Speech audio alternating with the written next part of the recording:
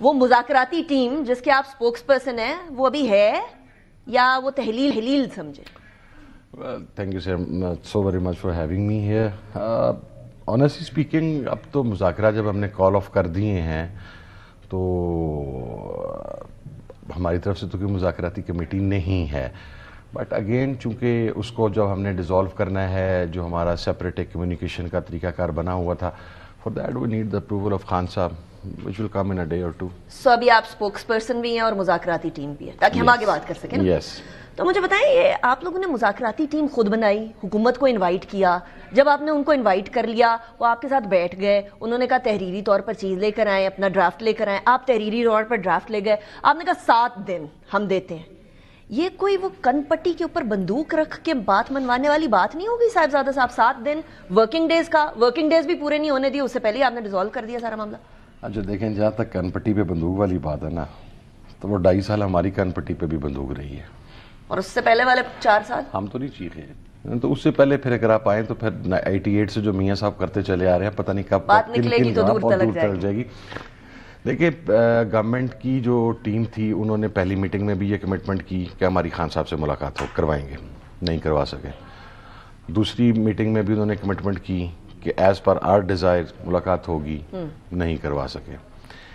اگر آپ کے پاس کیپیسٹی نہیں ہے اور آپ کے پاس اختیارات نہیں ہیں تو آپ بتا دیں کہ ہم نہیں کروا سکتے.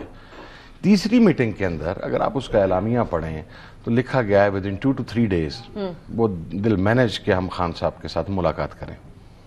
7 دن گزر گئے ہیں, کوئی ملاقات نہیں ہو سکی. نمبر 1. نمبر 2, پہلی دوسری مذاکراتی کمیٹی کی میٹنگ کے بعد ہم نے اگنور کیا جو ہاکس تھے پی ایم ایل این کی سائڈ کے, ان کی طرف سے سٹیٹمنٹس آ رہی تھیں, ہم نے اگنور کیا. انہوں نے بھی اگنور کیا, خان صاحب کے ٹویٹس آئے, بہت ساری سٹیٹمنٹس آئیں. Agree to that. لیکن یہ ڈیسائیڈ ہوا تھا کہ مذاکراتی کمیٹی کسی بھی سٹیج پہ ریئیکٹ نہیں کرے گی. اوکے. تیسری میٹنگ کے بعد جو پریس کانفرنس کی رانا ثناء اللہ صاحب نے اور عرفان صدیقی صاحب نے, اٹ واز سو لیتھل کہ I was supposed to respond to that. پھر جب میں نے رسپونڈ کیا تو پھر اس کی تکلیف بھی پہنچی انہیں, چونکہ اس کے اندر ان کا جو طرز گفتگو تھا وہ مذاکراتی کمیٹی کے رکن والا نہیں تھا. تو غیر ذمہ داری کی ابتدا ہوئی ہے تیسری میٹنگ کے فوراً بعد جو پریس کانفرنس ہوئی ہے وہاں سے. اچھا, اس کی 2 ریزنز تھیں. ایک تو پشاور کی ملاقات وہ بڑی مشہور ہے زمانہ, وہ میں اس کی طرف آؤں گی ویسے. Factor in it. لیکن دوسرا مین جو فیکٹر تھا نا اس میں وہ یہ تھا, دے ور ایزیومنگ, اور ہمارے پاس یہ انفارمیشن بھی تھی کہ کچھ پرائیویٹ جو میڈیا ہاؤسز ہیں یا اس قسم کے لوگوں کو انگیج کیا گیا تھا کہ یہ ڈرافٹ دینے جا رہے ہیں.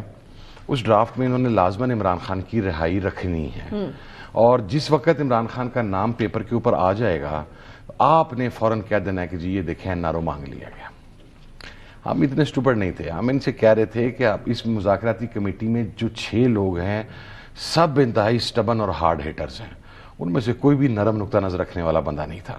ہم ان سے کہہ رہے تھے کہ جو ہم زبان سے آپ سے کہہ رہے ہیں اس پہ اکتفا کر لیں, جو ہم پیپر آپ کو دیں گے یہ آپ سے ہضم نہیں ہوگا. لیکن وہ مسئلہ یہ ہے کہ ٹرسٹ ڈیفیسٹ اتنا زیادہ ہے کہ آپ ان کی بات لکھائی کے بغیر نہیں مان رہے, وہ آپ کی بات لکھائی کے بغیر کیسے مان سکتے ہیں؟ ہم نے ڈیمانڈ یو ٹرن آ جائے گا. وی ہیونٹ ڈیمانڈ اینی کہ ہمیں وہ کوئی ان رائٹنگ دیں, کوئی چیز دیں.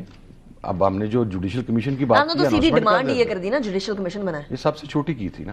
وہ ابھی بھی کہہ رہے ہیں ہمیں ٹائم دے دیں. آپ کیوں دے دیں؟ 28 تک بنتے ہیں ورکنگ ڈیز. مجھے آپ یہ بتائیں, نیگوسیشن چل رہے ہوں, سیز فائر ہو چکا ہو کم از کم نیگوسیشن کمیٹیز کی حد تک, اور اس کے بعد اب forget about me, keep the personality of Hamid Raza out of it. ایک اس نیگوسیشن کمیٹی کا سپوکس پرسن ہے, ٹھیک ہے, جس نے ہر چیز خان کو بتانی ہے اور خان سے پوچھنی ہے, پوری نیگوسیشن کمیٹی کا اعتماد. اس کو پکڑنے کے لیے آؤٹ آف نو ویئر آپ SPs, DSPs, police, 40 police escort پکڑا, میں پھر بھی نہیں گیا, آپ وہاں پر لے آئے. وہ عمران خان صاحب کا ٹویٹ مجھے یاد آتا ہے حامد رضا صاحب, اس میں انہوں نے آغاز ہی آپ کے ان چھاپوں سے کیا اور آپ سے گریٹفل ٹو ہم نا. کیا وہ وجہ بنی بیسکلی؟ آپ کہہ رہے ہیں تیسری میٹنگ کے بعد کی پریس کانفرنس وجہ بنی, اس ٹویٹ سے لگتا ہے کہ آپ کے گرفتاری کی کوشش وجہ بنی. اصل وجہ کیا بنی؟ نہیں, اصل وجہ 3 چیزیں بنی, میں آپ کو بتاتا ہوں. ایک وہ جو تیسری پریس کانفرنس تھی اس کے اندر جو حقائق کو تروڑ مروڑ کے اور ایک بڑا ہمارے خلاف ایک بہت اس قسم کا بیانیہ بنانے کی کوشش کی گئی جیسے ہمارے پاس کوئی نیریٹو نہیں ہے. جھوٹ بولا گیا, میں اعلان کہہ رہا ہوں.